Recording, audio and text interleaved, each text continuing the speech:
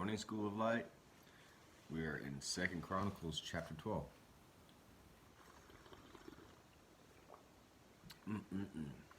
Fresh coffee. If you want Bible studies, let me know. We got lots of them.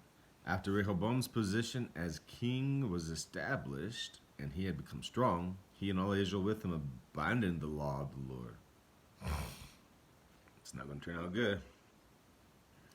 Because they had been unfaithful to the Lord, Shishak, king of Egypt, attacked Jerusalem in the 5th year of King of Rehoboam with 1,200 chariots and 60,000 horsemen and innumerable troops of Libyans, Sukkites, and Cushites. They came with him from Egypt. He captured the fortified cities of Judah and came as far as Jerusalem. Then the prophet Shemaiah came to Rehoboam and to the leaders of Judah who had assembled in Jerusalem for fear of Shishak, and he said to them, "This is what the Lord says, you have abandoned me, therefore I have now abandoned you to Shishak." The leaders of Israel and the king humbled themselves and said, "The Lord is just." When the Lord saw that they humbled themselves, the word of the Lord came to Shemaiah, "Since they have humbled themselves, I will not destroy them, but will soon give them deliverance. My wrath will not be poured out on Jerusalem through Shishak. They will, however, become subject to him, so they may learn the difference between serving me and serving the kings of other lands." When Shishak, king of Egypt, attacked Jerusalem, he carried off the treasures of the temple of the Lord and treasures of the royal palace. He took everything, including the gold shields Solomon had made.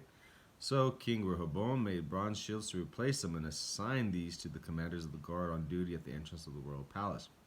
Whenever the king went to the Lord's temple, the guards went with him, bearing the shields, and afterward they returned them to the guard room. Because Rehoboam humbled himself, the Lord's anger turned from him, and he was not totally destroyed. Indeed, there was some good in Judah.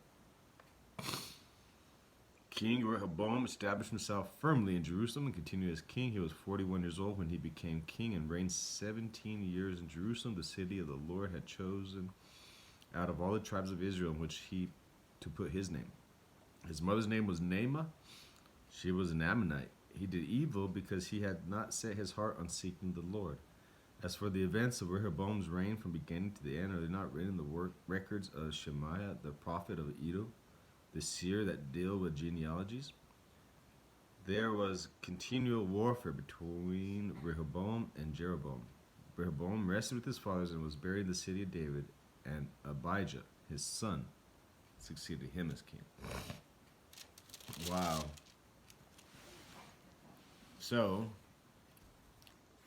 the people, the nation, decided with the leadership,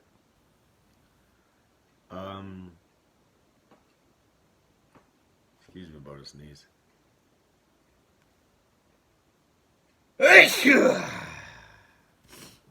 All right. So they turned from the Lord. The Lord says, "Okay, now you're going to have no protection, nothing from me, and you're going to learn what it's going to feel like, or what it feels like to serve kings of the earth."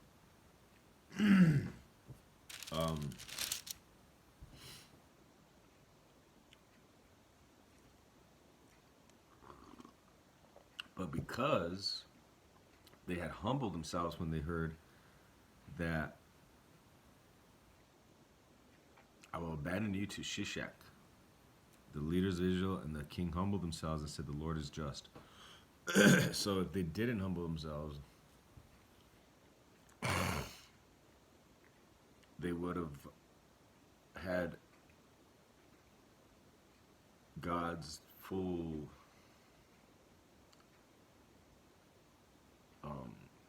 wrath, or he wouldn't have slowed down Shishak.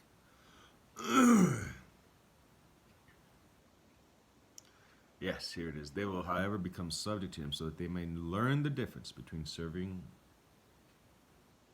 me and serving the king of other lands. feel like that's happened in America, where the people's choice isn't being represented. Something else happened, and now we're serving Americans even with their money, kings of other lands. We have thousands of Bible studies. Let me know if you want it. We mail it to you. You complete it. You send it back. We grade it. We record it. And when you finish this series, we send you a certificate of completion. So, really awesome program. Biblically sound, doctrinally sound Bible studies for the asking. Happy Easter. Have a good day.